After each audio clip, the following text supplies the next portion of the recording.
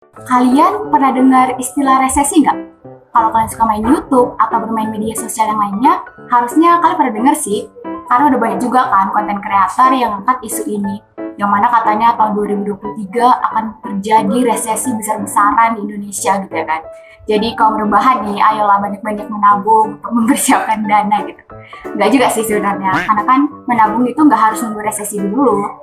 Tapi kali ini kita bakal bahas resesi bukan dari segi ekonominya loh, melainkan dari segi yang mungkin kita masih awam ataupun masih asing gitu, yaitu istilah resesi seks.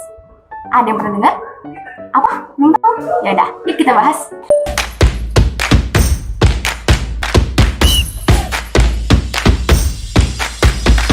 Jadi, resesi sendiri kan artinya kemerosotan. Kalau resesi seks itu adalah kemerosotan ataupun keengganan dari suatu pasangan untuk berhubungan intim, menikah, ataupun memiliki anak.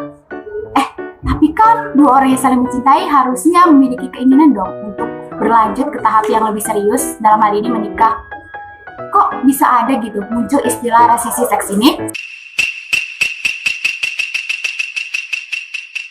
Saat ini, fenomena dari resesi seks itu udah banyak terjadi di negara maju. Contohnya aja kayak Amerika Serikat, Cina, Jepang, dan Korea Selatan. Aku penggemar drakor loh, tapi aku lihat di dalam seriesnya tuh banyak kok adegan-adegan romantis. Tapi adegan romantis yang ada di drama nggak akan seindah kehidupan nyata cuy. Bahkan ya, di kenyataannya itu memang orang-orang Korea itu kayak ada kaum perempuan di sana, ada membuat suatu gerakan gitu, yang mana mereka itu sampai bersumpah untuk tidak melakukan kencan ataupun menikah dan juga memiliki anak. Nah, yang menjadi pertanyaan adalah, apakah negara kita tercinta, Indonesia, yang notabene masih merupakan negara berkembang, dapat juga mengalami resesi seks ini? Nggak mungkin lah, kan Indonesia bakal mengalami bonus demografi tahun 2045. Yakin nih, nggak mungkin. Tapi ada beberapa faktor loh yang bisa menyebabkan Indonesia itu berpotensi untuk mengalami namanya resesi seks. Kok bisa? Yang pertama, semakin meningkatnya angka perceraian di Indonesia. Kalau kata BPS, pada tahun 2021 terdapat lebih dari 477.000 kasus perceraian di Indonesia. Dan ini tuh udah mengalami peningkatan dari tahun sebelumnya.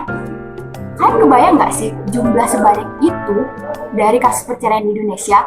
Itu kan berarti banyak sekali pasangan di Indonesia ini yang nggak bahagia dengan kehidupan rumah tangga mereka, sehingga memutuskan untuk bercerai. Ya, tapi memang bisa kita lihat sih, sekarang ini kan banyak sekali kasus KDRT yang beredar di media sosial, ataupun mungkin aja kita pernah melihatnya di lingkungan sekitar kita. Nah, yang mana hal ini tuh kemudian menjadi stigma di masyarakat bahwa membangun sebuah pernikahan itu emang gak semudah itu gitu. Aku pernah lihat di salah satu media sosial kayak Twitter, itu para Gen Z ya, mereka tuh berkomentar kayak, wah ternyata pernikahan itu semenakutkan itu ya. Gimana nih kalau misalnya nanti aku menikah di KDRT juga? Gimana ya kalau misalnya nanti rumah tangganya nggak harmonis? Dan menurut para ahli pun, hal ini memang sangat mempengaruhi psikologi seseorang. Yang kedua, adanya wilayah zero growth. Nah, ternyata zero growth ini nggak hanya ada di luar negeri aja.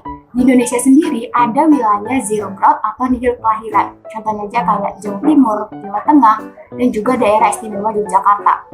Nah, di Yogyakarta sendiri tuh ya, bahkan angka kelahiran rata-rata di sana hanya sekitar 2,2. Atau ada beberapa kabupaten yang bahkan hanya 1,9. Ketiga yaitu faktor ekonomi. Ya, kita bisa lihat sih sekarang banyak orang-orang yang lebih memilih fokus dengan karirnya dan juga meningkatkan taraf pendidikannya dibandingkan memilih untuk menikah. Ya, hal ini mungkin aja kan karena dia emang mau meningkatkan perekonomian di keluarganya, yang mungkin sebelumnya latar belakang keluarganya belum terlalu mencukupi gitu. Menurut laporan dari statistik juga, itu pada tahun 2021 terdapat sekitar 1,74 juta pernikahan di Indonesia. Yang mana ini tuh udah mengalami penurunan dari tahun sebelumnya sebesar 2,8%. Yang keempat, yaitu adanya kecemasan melihat lingkungan sekitar yang toksik. Ya, seperti yang bisa kita lihat sekarang ini, banyak sekali kejadian-kejadian miris seperti penculikan, kasus kekerasan, dan pelecehan seksual yang terjadi pada anak-anak.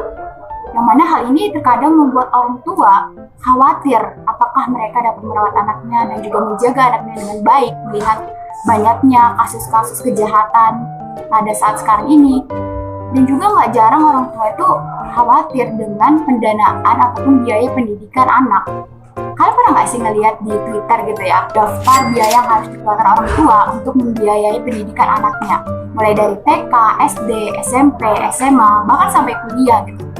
Dan akhirnya hal ini memunculkan pertanyaan gitu, apakah nanti ketika saya menjadi orang tua bisa membiayai anak sampai lulus kuliah atau hal-hal yang berhubungan dengan biaya pendidikan tersebut, yang akhirnya menjadi pertimbangan orang tua untuk memiliki anak. Nah, sekarang gimana? Kalian udah yakin belum kalau Indonesia itu punya peluang untuk mengalami yang namanya resesi seks juga? Aku penasaran dong pendapat kalian tentang resesi seks ini. Dan kalau kalian punya solusi, tolong jawab di kolom komentar ya. See you! Jangan lupa like, comment, share, subscribe. Ya, sempat enggak, udah lah weh. Sampai jumpa di video selanjutnya.